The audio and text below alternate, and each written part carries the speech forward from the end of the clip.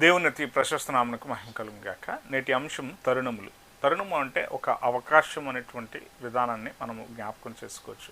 మరి ప్రత్యేకంగా ఆలోచన చేస్తున్నటువంటి సందర్భంలో నేటి పాఠములను మనం గమనం చేస్తూ ఉంటే ఇర్మియా గ్రంథం 38వ అధ్యాయం 6వ వచనం నుండి మనము గమనం చేస్తున్నప్పుడు ఇర్మియాను గుర్చినటువంటి స్థితి సిద్కియా ఎలా అయితే తనను కాపాడే విధి కొరకు 30 మందిని పంపించి ఇర్మియాను గోతులోంచి బయటికి తీయించి తనను కాపాడిన సత్యం అక్కడ కనబడుతూ ఉంటుంది. అంతేకాకుండా సిద్కియాతో ఇర్మియా మాట్లాడుతున్న సందర్భంలో దేవుడు ఏం చేయాలి అనేటువంటి విధానంలో నా గురించి నీవు ఆయన చెంత విచారణ చేయనటువంటి స్థితి సిద్కియా తెలియజెప్పాడు. దానికి తగినటువంటి సమాధానం ఇర్మియా ఇక్కడ ఇవ్వటాన్ని మనం గమనం చేస్తూ ఉంటాం. ఆ విధానాన్ని మనం చూస్తూ ఉంటే ఇదిగో సిద్కియా ఏం మాట్లాడుతున్నాడంటే నన్నేం చేయమంటావో చెప్పు, నేను ఇప్పుడు ఏం చేయాలి, ఇప్పుడు ఈ విధానంలో ఉన్నటువంటి పరిస్థితి నుండి నేను తప్పించుకోవాలంటే నీవు చూసిన దేవుని చెంత విచారణ చేసినటువంటి విధానంలో నువ్వు నన్ను ఏం చేయమంటావో చెప్పు అనే మాట తాను పలుకుతూ ఉంటే ఇర్మియా మాట్లాడుతున్నాడు. ఇదిగో నీవు ఇప్పుడు చెరకు వెళితే నీవు తప్పింపబడతావు. ఈ అవకాశం కనుక నీవు చేయి జార్చుకుంటే నీవు ఖచ్చితంగా నీవు మరణాన్ని పొందుతావు. ఒకవేళ నీవు తప్పించుకునే విధిలో నీవు ఉండాలంటే నువ్వు చేయాల్సినటువంటి సత్యం ఏమిటంటే దేవుని శిక్షను తృణీకరించకుండా నువ్వు తప్పకుండా నీవు చెరలోనికి వెళ్ళు అనేటువంటి మాట ఇర్మియా తెలియజేస్తాడు. దేవుడు ఇక్కడ ఇర్మియాను కాపాడుతూ ఉన్నాడు.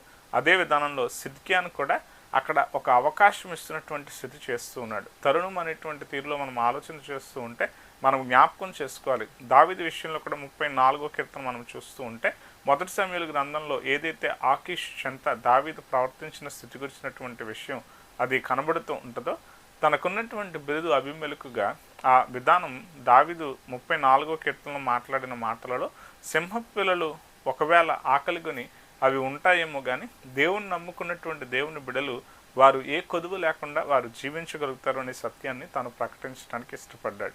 ఈరోజు మన జీవితాల్లో మనం జ్ఞాపకం చేసుకోవాలి. మత్తయి సువార్తలో సహితం దేవుని బిడలు అనేవారు ఏం చేస్తారు అంటే ఇతరులకు సహాయం చేసేవారుగా ఉంటారు. మనిషి కుమారుని ఆగమనంలో ఆయన అడిగే ప్రశ్న స్థితులను జ్ఞాపకం చేసుకుంటూ ఉంటే దీనులైనటువంటి వారికి మీరు ఏం చేశారు, ఒకవేళ కుడివైపున ఎడమవైపున ఉన్నటువంటి గొర్రెలను వేరుపరిచి వారితో మాట్లాడుతున్నటువంటి సందర్భంగా ఈ సందర్భాన్ని మనం చూస్తాం.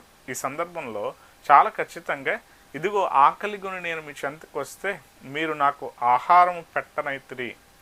మీరు ఎలా ఉన్నారంటే మీరు కనికరము చూపించాల్సిన పరిస్థితిలో మీరు ముందుండాల్సింది పోయి మీరు కనికరించని వారుగా మీరు ఉన్నారు. ఈ స్థితులన్నిటిని కూడా మీరు మార్చుకోకపోతే ఆ స్థితి వేరేగా ఉంటుంది అనేటువంటి ఖచ్చితమైనటువంటి విధానంతో దేవుడు మాట్లాడినటువంటి సత్యాలు నేటి దినాన మనం చూస్తున్నాం. మన బ్రతుకుల్లో మనం ఆలోచన చేసుకోవాలి.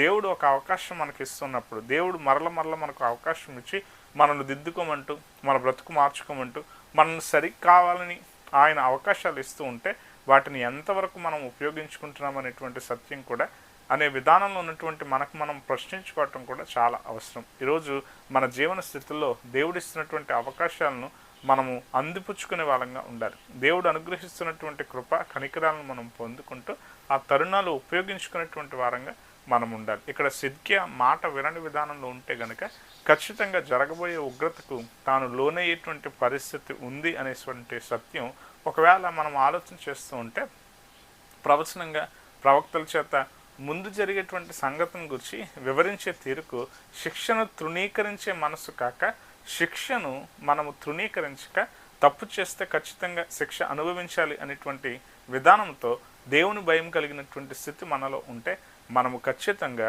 దేవుని యొక్క కృపను మనం పొందుకుంటాం. లేని ఎడల ఆ అవకాశాన్ని విడిచిన వారంగా మనం ఉంటే మనము క్షమాపణ పొందాలంటే మనము దేవుని ముందు విధేయతతో మన తప్పులు ఒప్పుకున్నాడు మాత్రమే క్షమాపణను అందుకుని మనము దేవుని పొందుతాం. దేవుని ముందు ఆ తరుణాలు ఆయన ఇస్తున్నాడు. మనం వాటిని ఉపయోగించుకుంటూ దేవుని వారముగా జీవించడానికి దేవుని కృప సదా మనకు తోడే సంరక్షించి కాపాడును గాక. ఆమేన్.